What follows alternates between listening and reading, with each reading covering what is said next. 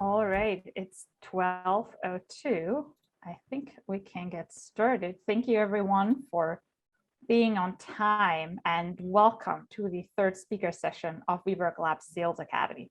Our topic today is successful prospecting in the digital age. And for those of you who are new to us, this event is hosted by WeWork Labs, WeWork's platform for startups and small businesses. And we provide mentoring, discounts, access to a global network, and professional development through virtual programs such as Sales Academy for free to all WeWork members. And you can learn more about us at we.co/labs. And for today's session, we are partnering with HubSpot for Startups. Really excited about that.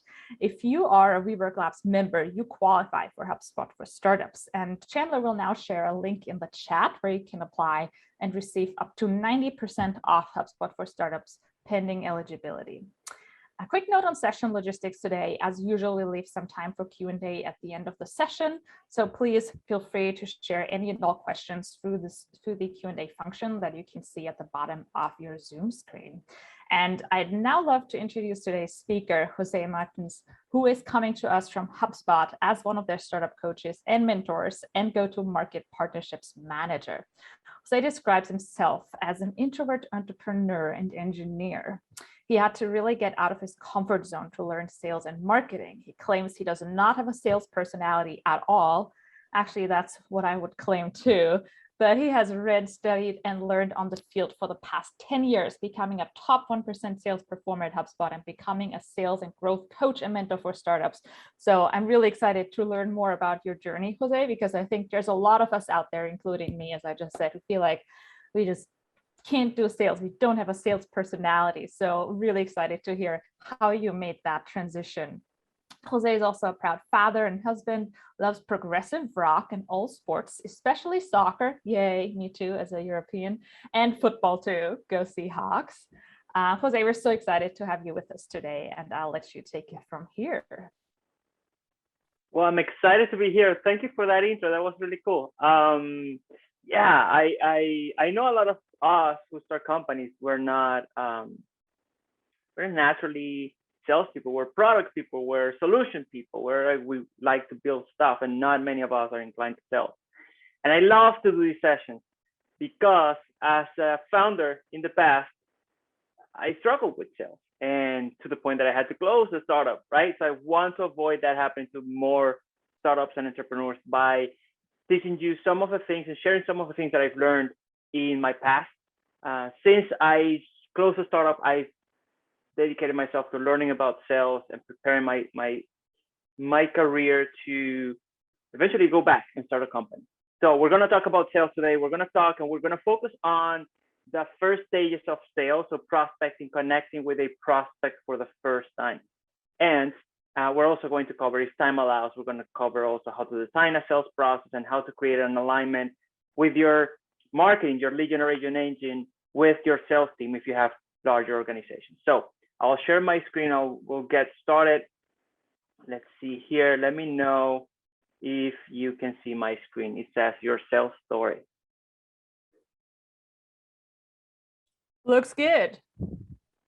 Excellent, excellent. So we're going to talk about today, how do you create a compelling story that hooks your prospects from the get-go, from that first interaction. And we mentioned our partnership today again, so I'll just skip over that. You also know who I am because of that great intro by Stephanie. So we'll keep going. When we start, I like to start with this slide. I like to start with a question. For those of you who are trying to sell or who have sold in the past, when you've lost a deal that you thought you should have won, you could have won it, but you lost it. And what have you found out is the most common reason you lose that deal, that prospect decided not to work with you? Was it they decided to keep doing what they were doing, not change, right? They stayed with the status quo, that's A. B, they decided to solve their problem in a different way, with a different type of solution. Or 3, they decided to change. They decided to change to the type of solution you provide, but they just chose your competitor. That's C. So A, B, or C on the chat. What's the most common reason you lose deals if you have sold in the past? Yeah, I'm not surprised to see a lot of A's, right? Especially as a startup, but I would tell you this happens at all levels. Startups, HubSpot is $1 billion software company, right? It's publicly trading. We still lose most of the time to Status Quo. And so we're going to focus on that today. We're going to focus on how do we address that? How do we fight against the natural inclination of every human being to just not complicate their lives? Just you want to wake up tomorrow and have a normal day again. I don't want to kind of rattle things up and try something new that may fail, right? Maybe my neck is on the line if I fail. So it's really, really hard. And so we're going to help our prospects do that. So one of the things that I want to share as well is, if you're in a complex sales process, you're probably going to find that really a sale that is complex is a 3-sale sale. And the 3 sales that happen in every sales process is, 1, why change? Right? This is for those of you who answered A, this is probably where you're finding the most struggle, right? That people, your prospects, are not really finding a compelling reason to change. So we're going to talk about that. Sale number 2, they know they have to change, or prospect knows they have to change. They're just trying to decide to what change. So if we think of HubSpot, right? If I think of HubSpot when I was in sales the last 3.5 years, the first 3.5 years, sorry, of my career at HubSpot, first we needed to agree with the prospect. Hey, we need to do things different. And it's like, yes, we can't keep doing what we're doing because our growth is stagnant or declining. So we need to change. Now, they start evaluating options, right? One way to grow your company is you just hire more salespeople, or you hire more marketing people, or you invest more in ads. Or you can change the way you do marketing and interact with your market by doing inbound marketing, right? That's what I was selling, right? You have to change to inbound marketing, inbound growth, inbound sales. Once they agreed with that, then sale number 3 came up. All right, if I'm going to change to inbound sales, inbound marketing, why should I do it with HubSpot? Why should I use the HubSpot CRM platform to execute on an inbound sales strategy, or a digital marketing strategy if you're thinking in a more broad term? So that will be sale number 3. I never had a big problem with sale number 3. My main problem was sale number 1, and sometimes sale number 2. So we're going to keep referring back to these 3 sales later on today.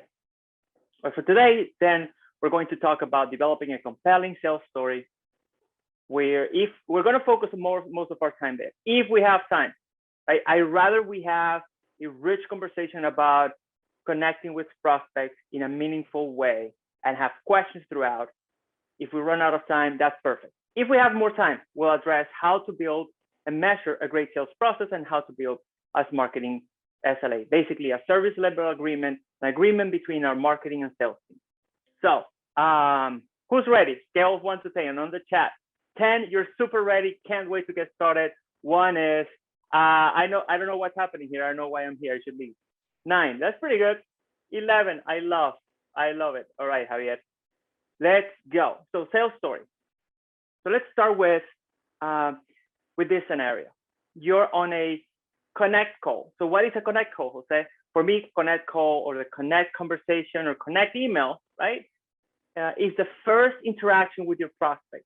So let's say your prospect, C-level executive at a company in your target market, right? It's your ideal buyer.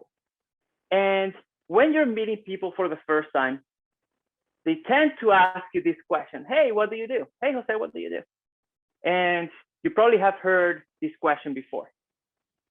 You're meeting someone who's a potential prospect for you. In that first conversation, it may be a networking event, right? It can be one of these events where you meet people. It could be you've made a phone call, and really early on, after hearing your name and the name of your company, they ask you what you do. My question to you, and I know there's a lot of people here, so we probably can't do this as interactively as we wanted, but I want you to think about what would you say? What would you say if they ask you, what do you do? And let me ask you this question too. Maybe you can answer this as a yes or no in the chat. Would you answer with a description of what your company does? Like, they ask you what you do, you answer with what you do. Yes or no? Would you answer with what you do? This is the solution. This is my company. This is my product. Oh, Tariq is saying, hey, that sounds too easy, Jose. Like, there's probably a trick question there. And I confess, there is a trick question. Let me ask you this. When they're asking you, what do? They're just meeting you, right? They just met you. Do you think they're interested in your life? Some people are. Most prospects are not. But they're trying to figure out, what are they trying to figure out? They're trying to figure out, am I wasting my time with, right? Are you worth of my time? And the way we help them understand if we're worth their time is not by telling them about our world. The way we do it is by telling them about their world. And we're going to talk about how we respond this question with how we fit into their lives. So that's what I call the sales story. So the sales story has three components, right? One is, what are the problems you address and for whom? Then with what solutions do you address them? And then what makes you different, right? Like with HubSpot, what problem do we address? Growth, revenue growth, company growth, profitability growth. How do we address them? Well, we implement a holistic inbound strategy by using software to enable replicable processes that create a delightful experience for our customers. And what makes us different is that we're a CRM platform that allows you to capture in a unified database every single point of interaction with a customer, from your marketing to your sales to your customer service, so you have a more robust, more personalized and delightful experience for the members of your community, or for your prospects or customers. That's what makes us different. So think about it in this terms, right? And if you think about this, you think, well, 1, 2, 3, we spoke about the 3 sell kind of mimics that complex 3 sell. Number 1 is, what problems do you address and for whom? This is what I would call the sales positioning statement. The connect positioning statement is what I use for that first interaction with a prospect. And this is what we're going to focus on today. First interaction, how do we create new opportunities, new deals, new potential customers, a pipeline of sales for our business? If you create a robust pipeline of sales for your business, you're going to be okay. So we're going to focus on that today. Why change and why now? What problems do we solve and for whom? So we have to start thinking in the terms of not describing what I do in a clear way, but more so describing the problem that I solve, right? In a more meaningful way, and for whom, right? For whom do I solve these problems? So how do we do this? Well, let's start with tip number 1, pro tip number 1. We focus our answer by focusing on our prospect. Like the answer to what do I do in that first interaction, what I'm trying to highlight and make it clear, what problems that I address and for whom, should not talk about the solution, should not talk about me. So how do we do that? So example, you could say something like, we typically work with marketing agency owners. I used to do this at HubSpot my first 3.5 years at HubSpot. We work with marketing agency owners who want to grow their business, right? This is what they aspire to do. They want to grow their business. They want to increase revenue or profitability for their agencies, but they are frustrated because cash flow is unpredictable. Profitability keeps getting to 20 or more % of profitability for a marketing agency. It seems like an impossible task. You stay on that 14 to 16% profitability range. And that is frustrating. So that's how I describe what do I do. I work with these type of people who are trying to accomplish this goal, but have this challenge. That's how I answer the question. So that's tip number 1. Let me move here. So, and I would say this is probably the most important aspect of the entire session today, is when you're thinking about how do you describe what you do to your prospects in the earliest stages of interaction, is focus entirely on the problem you're solving and for whom. Second thing is, how can you make this even more impactful? So you can start thinking about adding some specifics to these statements to get some bite, to give it something that is memorable, something that is remarkable, that people will remember you. Like, all right, this person is different. So how do we do that, right? How can we add some examples? We want to make it clear that we know what we're talking about. We've walked the walk. And so, I could say something in the same example before. I could say something like, hey, when I work with ambitious marketing agency owners, what I've noticed is that they have tried to accomplish growth by increasing their prices. Sometimes they do this by expanding their services, but they're frustrated because they don't really get to that goal of increasing revenue growth and profitability. And what happens is what is at the core of the problem is that the clients don't really understand the value of what they do. And I assure you, if you don't have a marketing agency, this doesn't maybe resonate with you. But with an agency owner, when I say your clients don't value or don't understand the value of what you do, they will all say, yes, that's me, right? That would add it a lot of bite. And now they want to keep talking. Now they know, okay, you know my world. Now you're worth my time. So very important to add some specifics to give some bite. So here's an example. This is a person who went through, I run this session as part of a bootcamp in sales that I used to run in the past here at HubSpot. And one of the participants came up with this statement. Hey, we work with sales managers and manufacturers frustrated that the marketing department is wasting money and that the leads suck. Now, every time I share this slide, I get mixed reactions. Some people like it. A lot of people don't like it. They feel it's too aggressive. They feel, it doesn't sound very professional. And they are right and they are wrong. You're right or you're wrong depending on who your buyer persona is. Right? If your buyer persona speaks this language, is in an industry where this type of language will resonate, then it's a perfect statement. If you're in an industry where this would sound aggressive, super informal, and they rather have something more formal, then you're definitely going to fail. So it really depends. The wording and the emotions you use will depend on who you're speaking with. And when I speak now, I've been working with startups officially at HubSpot for the last 2 years. The way I speak with startups, very different to the way I spoke with marketing agencies and that I spoke with mid-market companies in Latin America. Very different language. And it's not like you're not genuine, you just understand what their world sounds like. And so for this person, for Rob Feller, he had a great success using this type of language.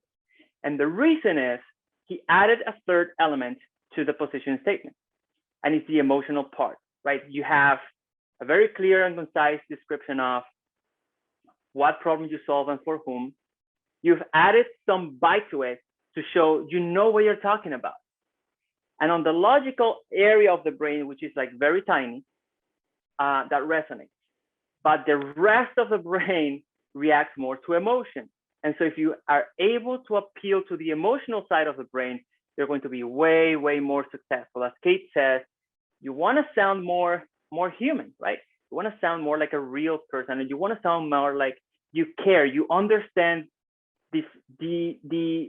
how it feels to be in that situation. Not the logical feel, not the logical understanding, but the empathy and understanding of like, yeah, I understand how it is to go to sleep and not know if tomorrow you're going to be able to feed your family because you don't know if you're going to make payroll this month, right? If you can share, you understand that feeling, that's way more powerful. So be mindful of emotion. It is okay to be a bit bold. Just make sure you understand what your buyer persona appreciates the most, right? So if you want to learn more about this, like I learned about sales the first few years of my career after closing that startup, and I learned a ton of the technical stuff. What's really made a change or what's being a game changer for my career has really tried to understand the emotional side of the prospect's mind. So here are a few books that I've read that I think are really good. You can research, you can Google search more about these things. I highly recommend using emotion as part of your interaction with prospects. So final tip. So we've added, we described problem, we've added specific, we've added emotion. to how we speak about how we work with clients, we have to finalize this answer to the question, the initial question we had in that slide, that many slides ago. What do? We finish that answer with a question. This is very important. It sounds kind of so minimal, so easy.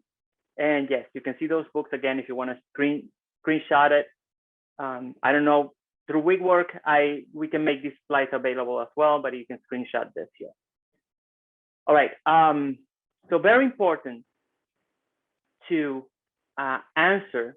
finish your answer with a question. Few reasons, right? The first one is you want to see if this resonates.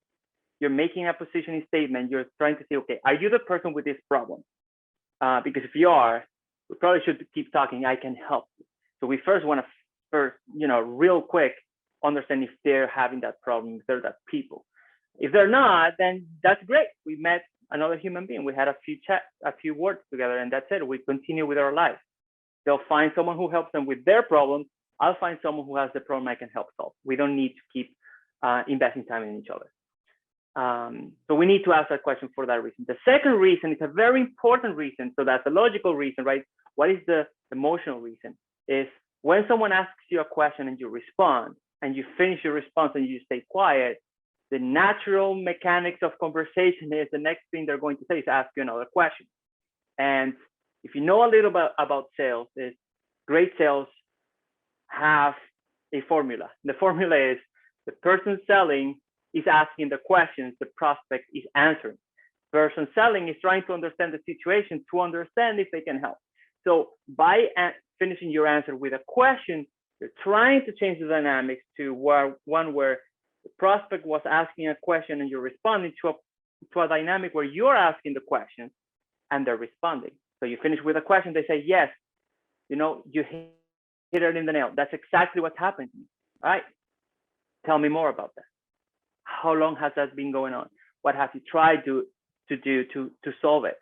Why do you think that is? Blah, blah, blah, blah, blah. Question, until you, after 5 minutes, you both realize, hey, we probably should keep talking and explore this in depth so we end up working together. So very important, finish with a question. I can't stress how often I've seen people do a great job with the positioning statement and not finish up with a question. And it's so frustrating because they say, like, it's not working. Like, are you asking the question at the end? They're like, we're not. Okay, let's try that. And let's keep going. So I have homework for you this week. You may not see me again, right? But I still have homework for you. This week, try to apply this formula that I'm going to show you in the next slide for your positioning statement, and try to get at least one prospect nodding and saying, hey, yes, I'm that person. I want to keep talking to you. If that happens, please send me a LinkedIn message. Jose, I was in your session last week. I tried the formula. It worked. I have a new customer. I'm so happy. I want to hear those stories. So here's the formula, right? It's based on what we discussed so far. First, so you have 5 components, right? First is you describe who you help. The more specific, the better. I can say startup founders. That's okay. I could say startup founders of SaaS startups that are pre-seed, or have raised their seed round and are working on scaling their sales so they can raise their Series A. That's way more specific, and that makes it way more relevant for them. Now they're paying attention. Startup founders, all right, I'm one of 1,000 people you could be speaking with. But if I say of a SaaS startup in the US that has raised seed round and is scaling their sales operation to raise their Series A, now I don't feel like I'm one of many. I'm one of few. And if you're that specific, if you're focused on that very specific type of persona, probably means you know a lot about what you do. You may not know how to help the CEO of a Fortune 500, but you know how to help the founder of a SaaS startup that is pre-Series A, right? More compelling. So very specific on your persona, number 1. 2, you want to have a positive framework of describing what they're trying to achieve. Like they're trying to raise their Series A round so they can keep growing and fulfill their mission. So that's very positive. But then I'm going to switch. I'm going to use emotion, right? That's number 3. I'm going to use words like frustrated. Depending on your buyer persona, that word may change a little bit. they're frustrated, they can't sleep at night because, and then you go and describe what is the challenge that you've seen them confront in their path to achieving that goal, right? They spend time, money, and effort on their website and other marketing tactics and still aren't producing the traffic and leads that they hoped for, right? Negative framework for the challenge they're possibly going through. And then finally, tip number 5, right? You end up with a question. So if you use this formula, you create it for yourself, I assure you, you're going to have a much more impactful and effective interaction with prospects in that first conversation, right? Hopefully this is helpful. I'm going to keep going. We can have the questions at the end.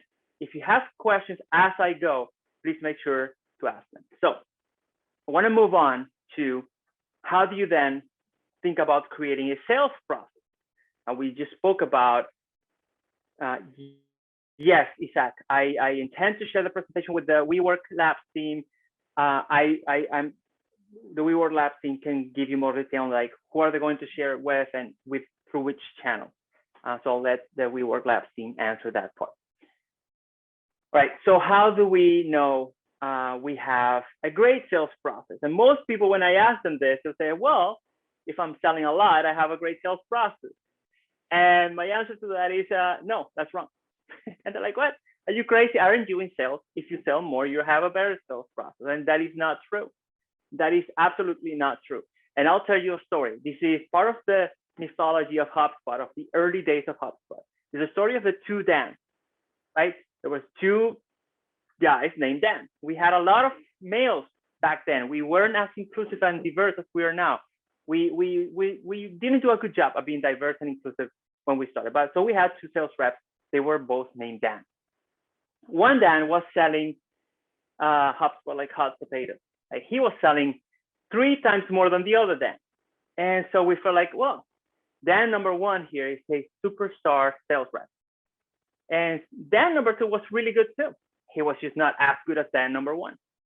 But what happened is 3 months later, Dan number 1 customers started to churn. They were like, yeah, Dan is a great salesperson. He got us really excited about HubSpot. But once we got into it, we realized we didn't really know what we were doing it for. And on the contrary, Dan number 2 customers, they stayed with us longer times, way longer times. They stayed with us because they had understood the plan, the challenges, and what they needed to invest in making it work. So Dan's process was a little bit longer and more consultative with the prospect, and he really made it clear and tangible for customers to sign up with HubSpot. And he also did a great job at saying to customers, hey, based on your problems, this is not the solution for you. So that long story made short, what I'm trying to share is really what is the measure of a great sales process is churn. Because churn is the silent killer of every single company. By churn, I mean retention, right? Or the opposite of retention, retaining customers long-term, either relationships, contracts, or users of products or systems or software. The companies who are able to retain their customers for longer times, those are the companies that succeed in the long term. So you have to measure your sales process by understanding churn. And so how do you understand churn, especially if you're starting a company? If you're rather new, you get this question all the time. Well, I don't know what churn is. I'm just starting to get customers, so I don't have an idea. One thing you can do, and it's actually something that even if you are more developed in your journey as a company, you still want to like find a way not to have to wait until someone churns to then figure out if your sales process is good. Because that's a long time. It may take 3 months, it may take 6 months, and you want quicker feedback on how your sales process is working. So what you do is you define your leading indicators of retention. This is what are the behaviors of newly acquired customers that you at least project they result in high retention, right? Slack has this, it's like 2,000 team messages sent.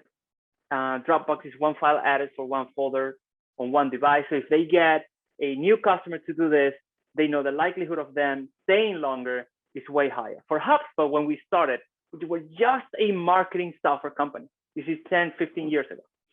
And for us, it was, well, if you use 5 of our 20 features within the first 2 months, you're way more likely to stay with us longer term than if you don't. So we started measuring that. So what you do is you define what these leading indicators are, and you start tracking who's fulfilling or who's completing these indicators early on. And that is a good sign of whether your sales process and your sales machine is bringing in customers that are a good fit for what you do. And then you can create a table like this. Right? This became the #1 graph we saw at every board meeting at HubSpot in the early days. And so this is what we used to decide whether we were ready to scale up sales. Like, should we start hiring a lot of salespeople to start selling a lot of HubSpot? And we shouldn't. We shouldn't if we haven't reached a reasonable retention, because that would be a sign of we have a solid sales process that we can scale. So you would do it by cohorts, right? We will look at, okay, we acquired 24 customers in January. How many of them activated 5 apps in the first 2 months? Only 27%. That is not good. What that means is a lot of those 27 customers are going to churn. 24 customers, sorry, are going to churn. So we don't still have a great sales process, and we should not scale our sales process, because what we're going to have is a lot of cost of acquiring customers, and we're not going to retain them long term. So our company is not really going to grow. And just to give you an idea of how important retention is, if you have 3% churn on a, let's say, a monthly subscription type of business like HubSpot, if you have 3% churn, you need 36% net new growth just to compensate churn. It's crazy. It's crazy, right? Because you have to multiply by 12. So it's really important you have the highest retention rate possible. So you keep working on, okay, how can we improve how we bring people, how we training our sales team the right way? Do we have enough resources for the companies coming in so that they're successful? And so you start working on that. And once you get to something like, September, like, yeah, we acquired 50 customers. So we kept growing acquisition because that's just natural, but we're really making sure that by month 2, more and more of our customers are getting to that leading indicator of success. So how do you measure a great sales process? You make sure that you have great retention. You're bringing in a lot of customers, but a lot of customers who are a good fit for your company. The next thing you do to evaluate your sales process, well, is it good or is it not good? Well, if you plug in a salesperson into that machine, into that process, are they relatively predictably successful? So do you know how much on average they will be producing for the company, and you know how fast they would? So if I give you like round numbers, and these are made up numbers, but I would say, well, at HubSpot, we would know that a new rep by month 6 of being hired, they'd be fully ramped and they'll be generating $5,000 MRR of business.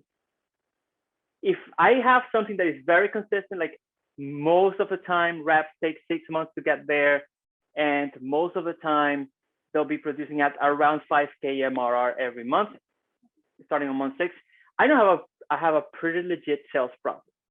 If it looks all over the place, but like some reps ramp super quickly, like in this example, Mike, right? First month in, producing 100%, right? And someone like Joe, ups and downs, it's taking him a while to get there. Mary took her 3-4 months and now she's a superstar. So this is for me a sign that it is not a great sales process.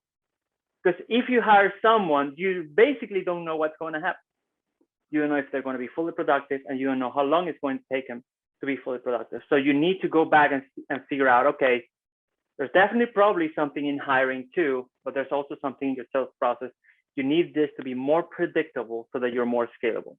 That's another thing that you measure a sales process on.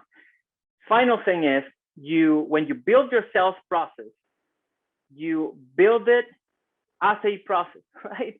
And so you need to have deal stages. There are factual, there are inspectable, right? There are measurable. You of course design the sales process to match the way your buyer likes to purchase. I'll give you an example. HubSpot sells a CRM platform.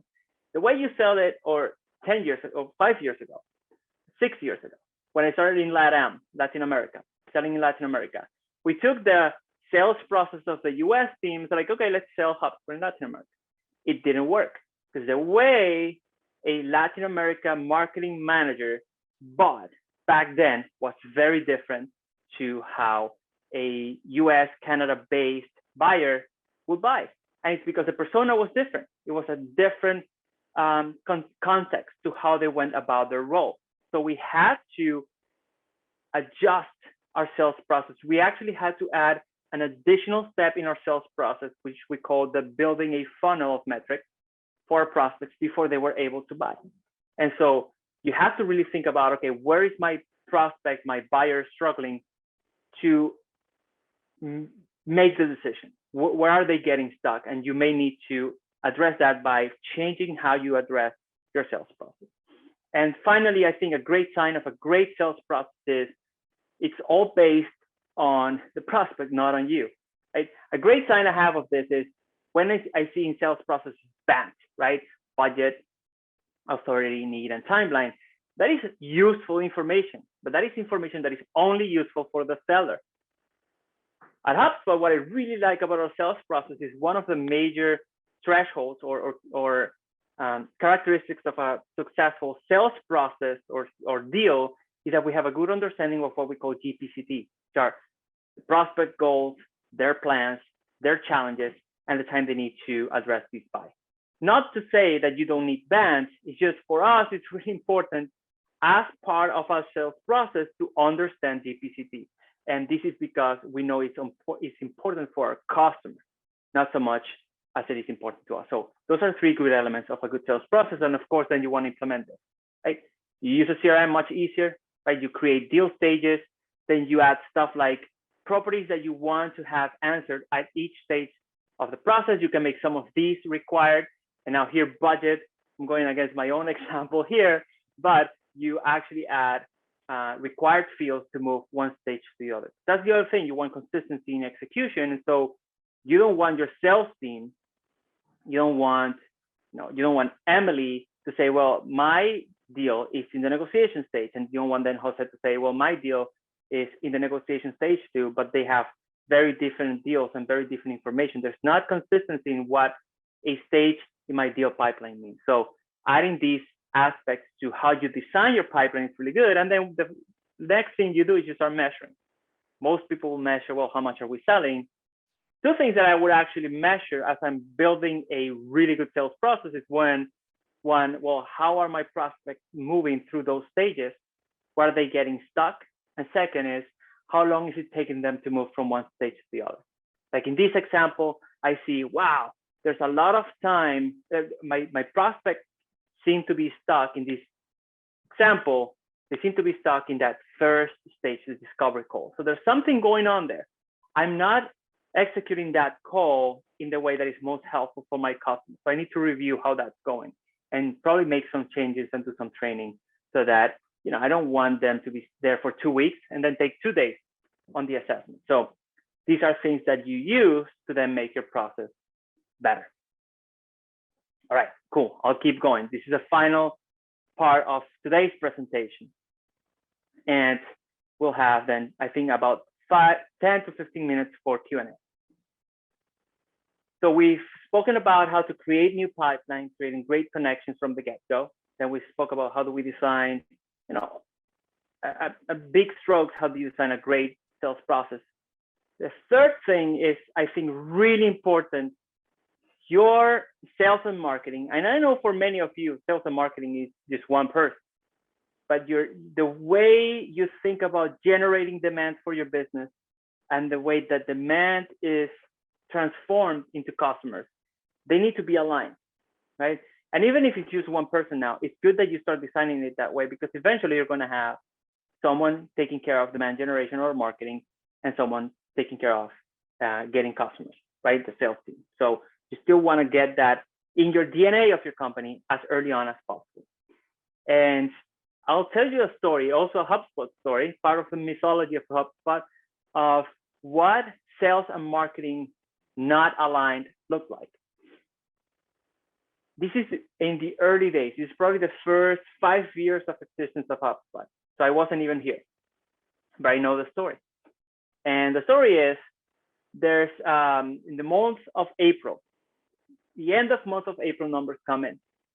And the marketing team, and our CMO back then was Mike Volpe, takes the entire team out for a great dinner to celebrate the record-breaking month for marketing. And it was a great month. They were all really happy.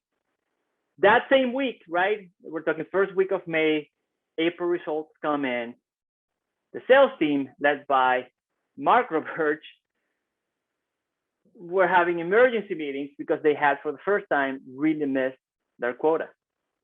And it's really hard to understand how could that happen.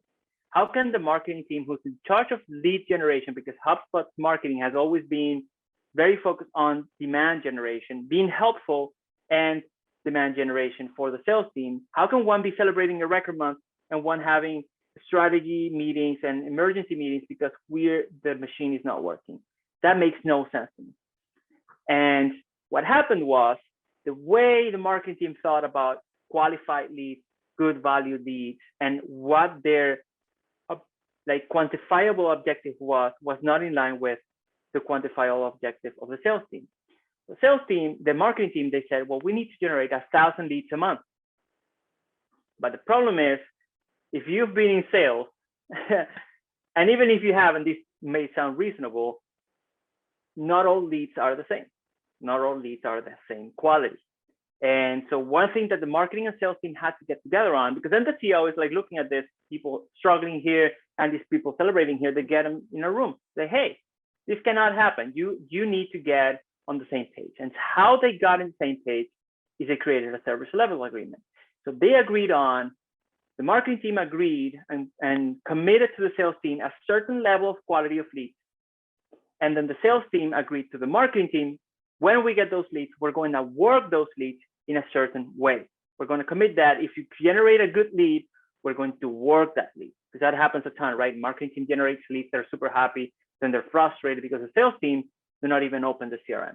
So how we do the agreement on the quality of leads is we define the value of a lead, right? If it's a demo request of a large company, that is a high value of a lead.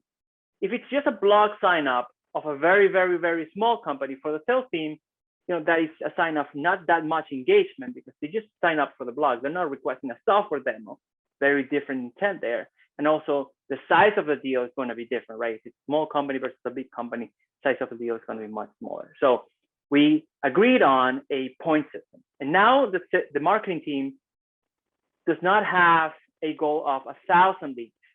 They may now have a goal of 100,000 points in leads.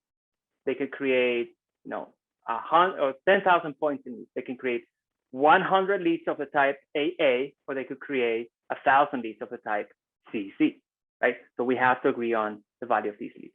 On the other side, the sales team says, all right, if you create those leads, we're going to make sure that they're being worked, right? And now for HubSpot, one thing we've learned with time is different segments of the market.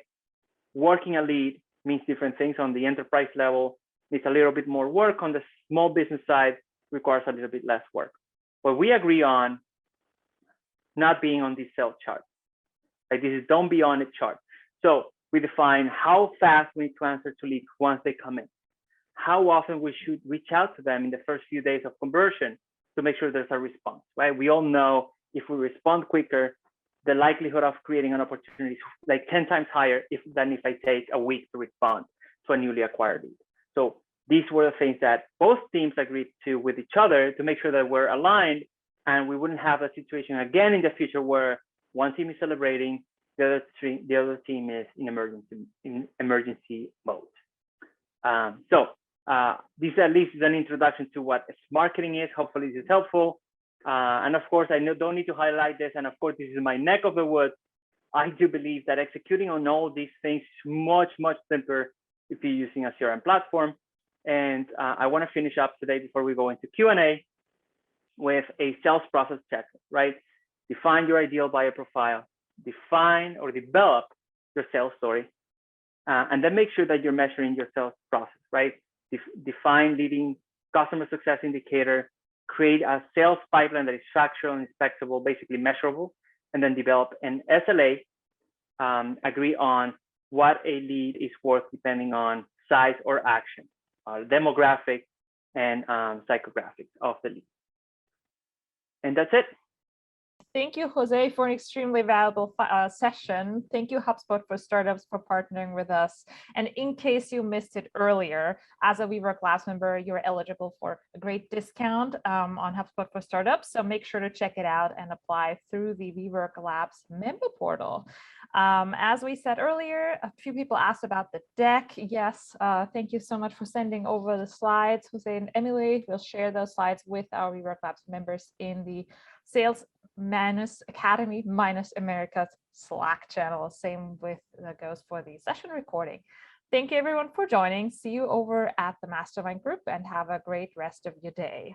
Bye everyone.